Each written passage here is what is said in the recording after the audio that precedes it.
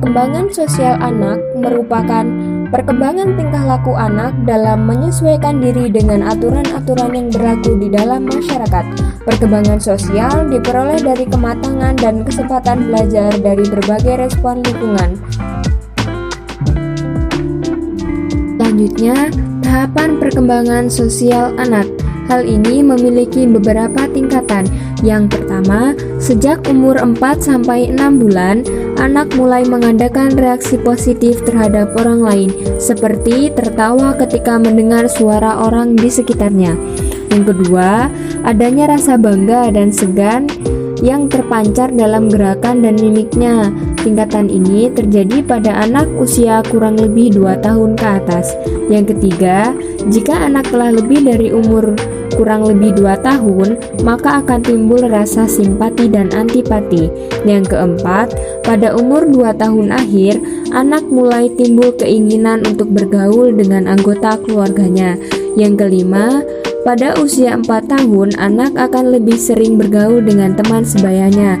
Dan yang terakhir, pada usia 5-6 tahun ketika memasuki usia sekolah, anak lebih mudah diajak bermain dalam suatu kelompok. Ia juga memilih teman bermainnya, entah tetangga atau teman sebayanya yang dilakukan di luar rumah. Selanjutnya, bentuk-bentuk tingkah laku sosial anak. Yang pertama ada pembangkangan atau negativisme. Tingkah laku ini terjadi sebagai reaksi terhadap penerapan disiplin atau tuntutan orang tua dan lingkungan yang tidak sesuai dengan kehendak anak. Agresi atau aggression yaitu perilaku menyerang balik secara fisik atau nonverbal maupun kata-kata atau verbal. Agresi ini merupakan salah satu bentuk reaksi terhadap frustasi, yaitu rasa kecewa karena tidak terpenuhi kebutuhan atau keinginannya.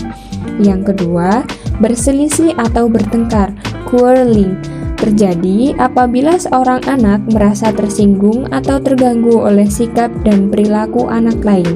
Yang ketiga, menggoda atau teasing, yaitu sebagai bentuk lain dari tingkah laku agresif. Menggoda merupakan serangan mental terhadap orang lain dalam bentuk verbal, kata-kata ejekan atau cemoohan, sehingga menimbulkan reaksi marah pada orang yang diserangnya.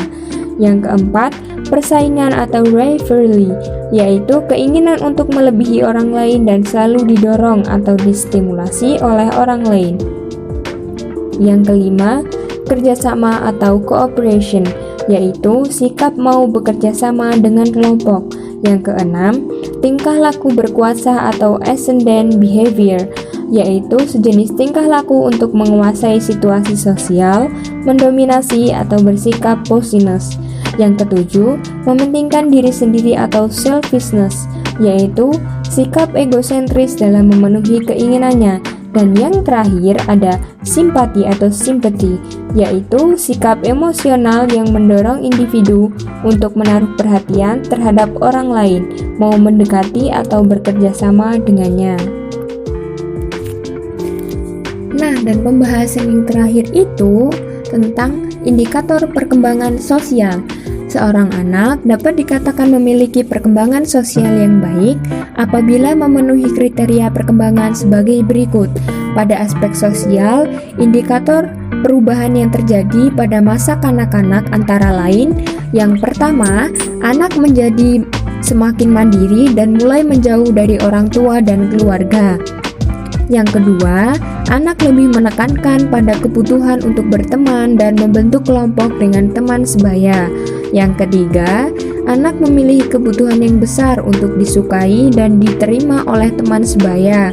Yang keempat, anak mulai memiliki rasa tanggung jawab. Yang kelima, anak mampu mengidentifikasi dan memahami perasaannya sendiri. Yang keenam, anak mampu mengatur perilakunya sendiri. Yang ketujuh, anak mampu mengembangkan empati pada orang lain atau teman. Yang kedelapan, menjalin dan memelihara hubungan. I want you to take me home, I'm falling.